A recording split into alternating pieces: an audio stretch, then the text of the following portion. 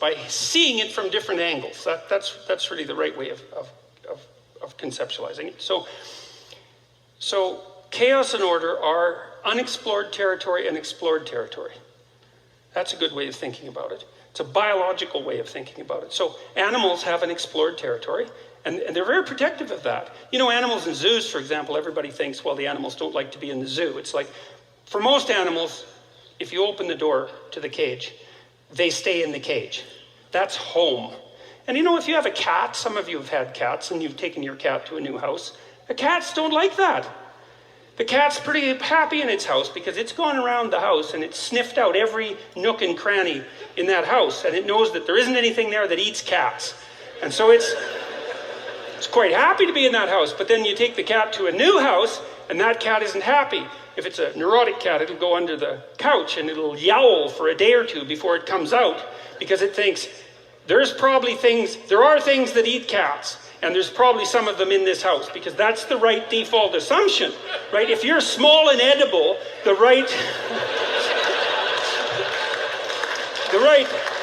default assumption is that wherever you go that's new, something that eats you is there. And so cats like explored territory, and when you put them in unexplored territory, then they get terrified. And that's just exactly what human beings are like too. And so part of the reason that we don't go places that we don't understand physically, often, most of you don't attend biker bars, despite your reputation.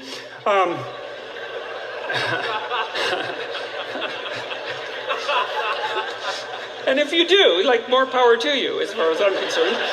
You know, the world needs bikers too. Most of you don't go there because that's unexplored territory. That's just a good place to get into trouble. And so you just don't go there. By the same token, you tend not to go places that are outside of your sphere of conceptual familiarity for exactly the same reason. You don't like to go places that are too strange, especially accidentally. You know, like if you go there on purpose and it's part of an exploratory endeavor, then that can be an adventure. But to be dropped there, no, that's not good. That's good. One of the things that I've come to think about as a psychologist is the default human condition. So imagine this. You know, maybe you think you're sort of a calm person. You're not. You're just mostly in very safe places. Okay, that's a very big difference.